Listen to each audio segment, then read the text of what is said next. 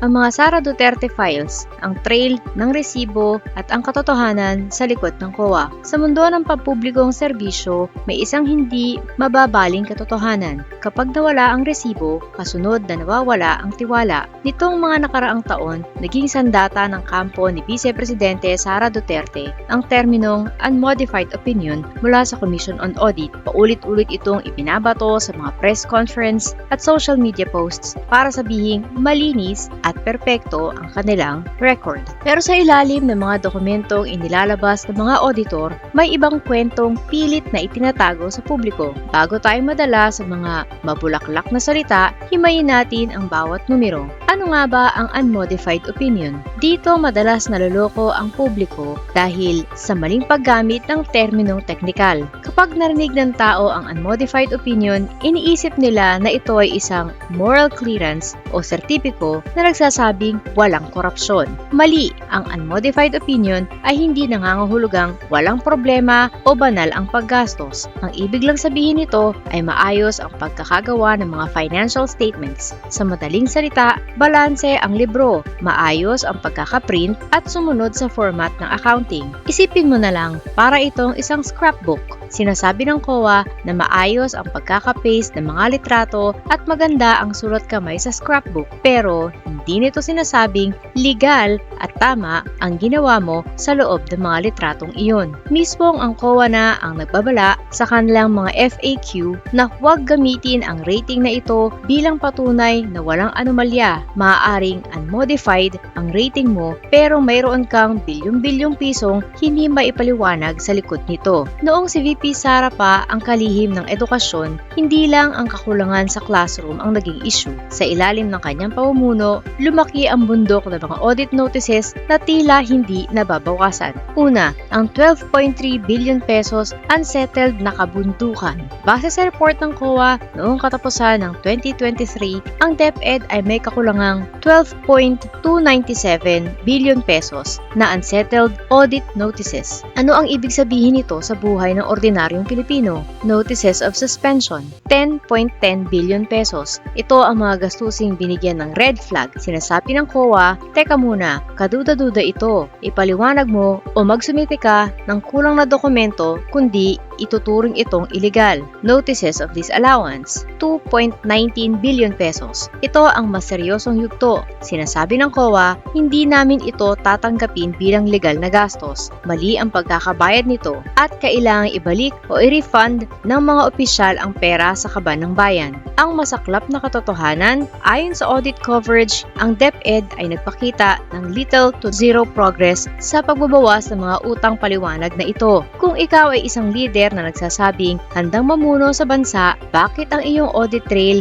ay parang isang bodega ng mga tanong na walang sagot? Hindi ito paperwork lang. Ito ay pera para sa mga libro, sahod ng guro at pagkain ng mga bata na hindi ma-account ng tama. Pangalawa, ang 6.9 billion pesos cash advances. Nasaan ang liquidation? Bukod sa bilyon-bilyong suspension, mayroon ding 6.9 billion pesos na unliquidated cash advances. Ito ay perang nailabas na bilang cash pero hindi pa naisusumite ang mga resibo para patunayang nagamit ito sa tama. Kapag ang pera ng bayan ay puro advance ng advance pero ang paglilinis ng record ay palaging delayed, natural lang na magduda ang publiko. Sino ang humawak ng pera? Ano ang binili? At nasaan ang resulta? Dito pumapasok ang pinakamainit at pinakasekretong bahagi ng kwento, ang confidential funds. Una, ang 73 million pesos binasura ng COA noong 2022. Sa kabuuang 125 million pesos na confidential funds ng OVP noong 2022 na ginamit sa loob lamang ng 11 araw, mahigit 73 million ang binigyan ng notice of disallowance. Bakit ito seryoso? Dahil ang dahilan ng COA ay simple, kulang o peke ang mga ebidensya. Walang sapat na patunay na ang pera ay ginamit sa mga operasyon ng surveillance o intelligence gathering. Hindi sapat ang trust me bro pagdating sa buwis ng mamamayan. Kapag kulang ang resibo, kahit gaano pa ka-confidential yan, hihilingin ng COA na ibalik ang pera dahil itinuturing itong nakaw o maling paggamit ng pondo. Pangalawa, ang paglobo ng 375 million noong 2023. Noong sumunod na taon, taon,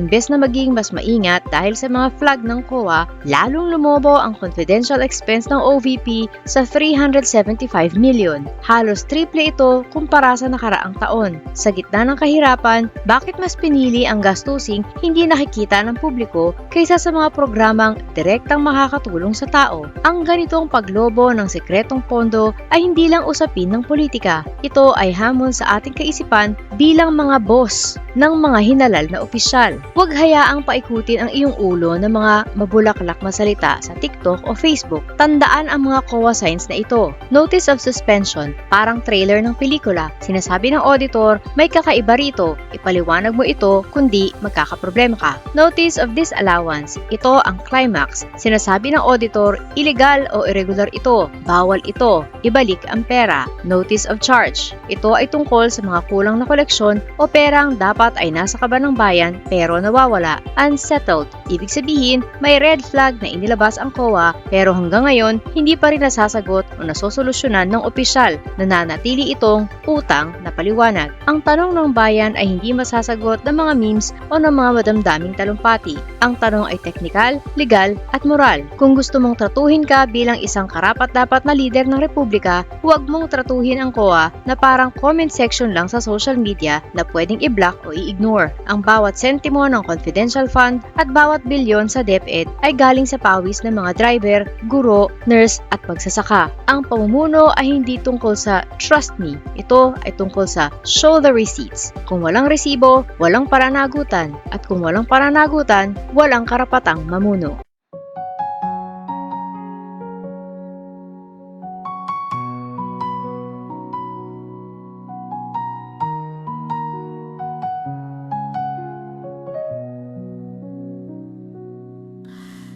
Ilan oras sa trabaho, kapiraso ang sweldo. Habang sila nag-aantay ng porsyento, kami ang nakukuba, hirap at nagdurusa. Iluluhon nyo lang pala aming mga pera. Galit at puot, hindi ito matatapos. Hindi kami titigil, boses man ay maubos.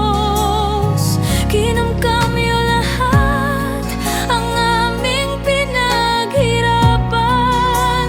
Kayo ang salarin sa luha ng bayan. Galit at puot, hindi ito matatapos. Hindi kami titigil, boses man ay maubos. Kinamkam nyo lahat ang aming pinaghirapan. Kayo ang salarin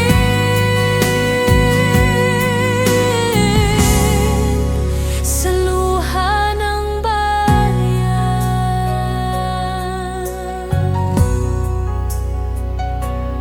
Sa kislap